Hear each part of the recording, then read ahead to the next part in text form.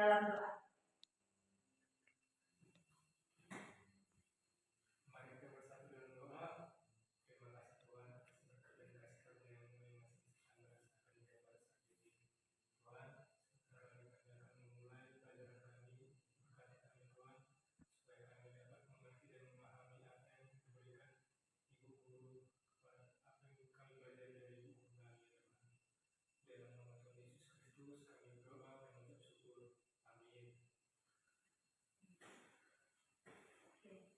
Terima kasih.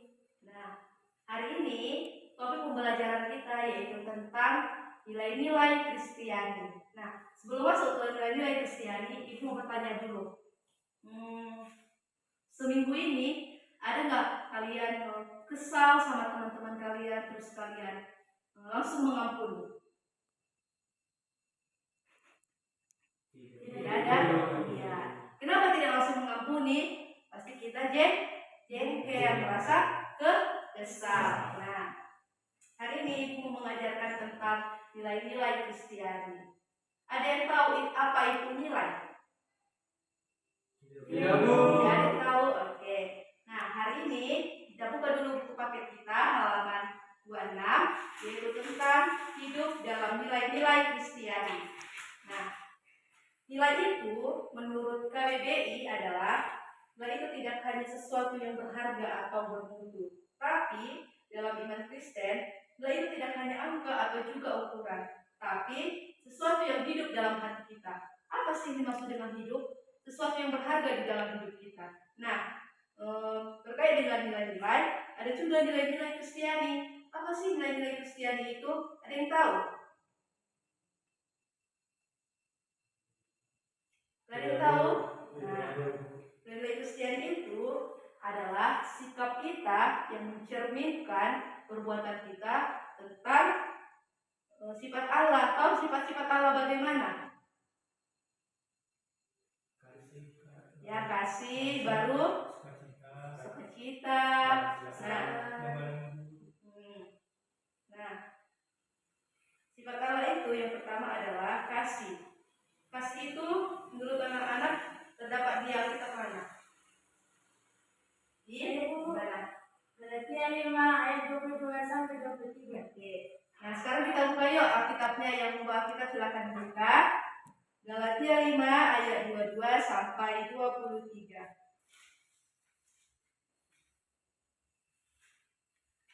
Oke. Kita baca sama-sama ya. Sudah dapat semuanya, Nak? Sudah. Oke. Galatia 5 ayat 22 sampai 23. 1 2 3 ya. Tetapi buah roh ialah kasih, sukacita, damai sejahtera, kesabaran, keberkahan, kebaikan, kesetiaan, kelembutan, penguasaan diri. Tidak ada pun yang lagi. Oke. Sudah kita bacakan. Nah, sekarang Ibu mau bertanya, ada berapa sih buah roh itu? Ada 9. Nah, sekarang di sini Ibu akan menjelaskan tentang ke-9 buah-buah roh itu. Yang pertama tadi ada kasih. Nah, pasti anak-anak Ibu apalagi udah SMP tidak mungkin tidak mengenal tentang kasih. Nah, apa sih dimaksud dengan kasih itu? Kasih itu adalah bentuk kepedulian kita terhadap orang lain, di mana kita memberikan orang lain tanpa mengharapkan imbalan. Nah, sekarang kan Ibu tadi sudah ngasih contoh tentang pengertian kasih. Ibu mau anak-anak Ibu Yulita menyebutkan apa sih contoh kasih dalam kehidupanmu yang sudah pernah kamu lakukan? Membantu teman. Oke, mantap. Sekarang yang kedua yaitu sukacita. Semua pasti sudah mengenal sukacita. Coba semuanya Ibu mau senyum. Nampakkan senyumnya dulu. Iya, cantik dan ganteng semuanya ya. Nah, sukacita adalah kegembiraan kita, di mana kita gembira tidak bergantung karena situasi atau keadaan. Kita sukacita karena Tuhan yang memberikan kita sukacita. Nah, contoh adalah dari sukacita di mana misalnya Pasti anak-anak ibu pernah ujian kan? Nah, walaupun kita tidak bisa menjawab ujian tersebut, tapi kita sudah berusaha belajar dan kita tidak menyontek, kita harus bersuka cita. Kenapa? Karena kita sudah berusaha semaksimal kita. Baru yang ketiga ada damai sejahtera. Apa sih damai? Tidak bermusuhan, Bu. Oke. Baru ada yang tahu sini damai sejahtera itu bahasa Ibrani-nya dalam buku paket dikatakan adalah shalom. Nah, contohnya damai sejahtera dalam hidup kita, misalnya si Yuni sama si Hendro berantem, kan? Terus datang masih Perwando, dia nggak ikut-ikutan, dia nggak ikut, ayo ajak aja, nggak ikut deh seperti itu kan? Nah, tapi dia menjadi penengah, mendamaikan si Hendro dengan si Yunita. Itulah contohnya. Baru yang keempat ada kesabaran. Pasti udah asing dengan kata sabar kan? Iya, sabar itu dimana kita sabar menghadapi cobaan. Nah, baru yang kelima ada kemurahan. Kemurahan itu adalah kita siap menolong dan memperhatikan orang lain. Pasti anak-anak ibu di sini sudah ada yang tetap belajar tentang jatuh cinta kan? Nah, kita memperhatikan bukan karena dia pacar kita, bukan karena dia pasangan kita, kan? Tapi karena kita sesama saudara atau seiman. Nah, baru yang keenam ada kebaikan.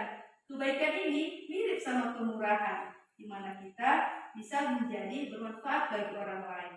Nah, contohnya kemurahan ini yaitu kita kalau misalnya mau ujian besoknya, kita harus minta teman kita untuk belajar supaya besoknya dia tidak mencontek. Baru yang ketujuh adalah kesetiaan. Kesetiaan itu apa? Bukan misalnya Junita sama si Hendro pacaran nih, bukan berarti Junita setia sama si Hendro. Tidak.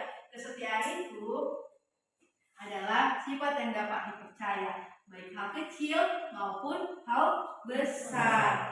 Nah, contohnya si Ricardo dengan si Hendro kan sudah buat janji ketemunya jam 3, tapi tiba-tiba si Hendro sakit perutnya, jadi molorlah waktunya jam 4. Itu dia namanya tidak setia, dia mengundurkan waktu. Lalu ada yang ke-8 ada kelemah lembutan. Nah, lemah lembut itu berarti dia rendah hati. Rendah hati kan? Terus dia juga tidak kasar sama orang lain, tidak gampang marah-marah. Nah, contohnya bagaimana? Misalnya si Perwando mengejek si siapa Bunario, ejek-ejek keluar nama bapaknya, kan? Bilanglah misalnya siapa? Misalnya nama bapaknya si Togam, kan? Si ejek si Perwando lah si Bunario nama bapaknya Togam, kayak gitu kan? Baru ditanggapi si Bunario inilah, dia tidak menanggapinya dengan ejekan, tapi dia tidak menanggapinya santai dan tidak merespon. Baru yang ke-9 ada penguasaan diri, di mana kita dapat mengendalikan emosi kita, keinginan kita. Contohnya tadi, tidak membalas hinaan si Perwando tadi terhadap si Bunario. Oke, tadi kan kita sudah belajar tentang buah-buah roh yang ke-9 tadi. Nah, ibu mau bertanya dulu, semua sudah dapat mengerti? Oke. Yang kedua, adakah yang mau bertanya dari yang sudah kita pelajari tadi? Saya Bu. Oke, apa pertanyaan? Pertanyaan saya, bagaimana saya bisa menunjukkan kesabaran di sekolah Bu? Oke, nah pasti anak-anak ibu kan pernah kerja kelompok di dalam sebuah kelas kan? Nah, kerja kelompok itu terdiri antara 5 orang atau lebih lah kan? Nah, dalam kerja kelompok itu pasti kita bekerja sama. Penelitian, nah misalnya ada sini yang lebih pintar, ada sini yang paling bodoh, pasti itu. Nah, semuanya berkumpul yang pintar-pintar. Nah, bisa kita kerja kelompok, misalnya ada teman kita memberikan pendapat, lalu pendapatnya salah, kan? Kita tidak marah, tapi kita memberikan ini salah loh. Kita nggak harus ini salah, nggak gitu. Tapi kita memberikan ini salah, ini nggak benar, dari ini benar tuh ini gitu. Seperti itulah caranya kita sabar. Harus seperti tadi, tidak menanggapi ejekan orang lain, tapi kita harus main dengan tenang. Bagaimana dengan Milita? Ngerti? Ngerti Bu. Oke. Ada yang mau bertanya? Oke, Gunario apa? Mengapa Mengapa kita tidak bisa menghasilkan buah roh dengan ekonomi itu? Oke. Jawabannya hanya karena Roh Kudus yang dapat membentuk karakter kita dalam Yesus Kristus. Nah, coba Bunda Rio buka Alkitabnya di Yohanes 15 ayat 5.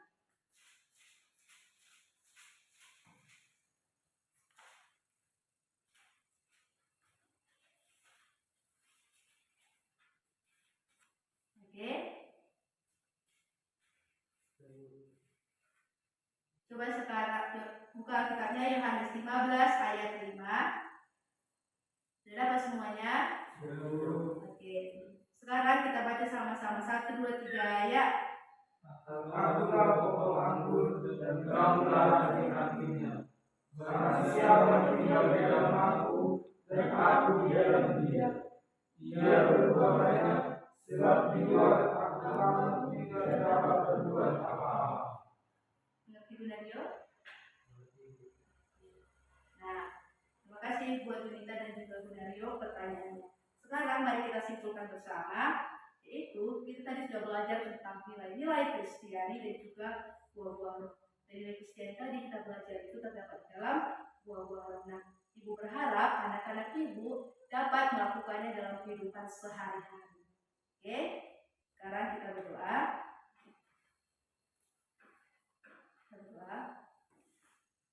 Terima kasih Bapak yang baik, terima kasih Tuhan Yesus untuk penyertaan sampai hari ini, di mana kami anak-anakmu boleh berkumpul untuk melaksanakan proses pembelajaran.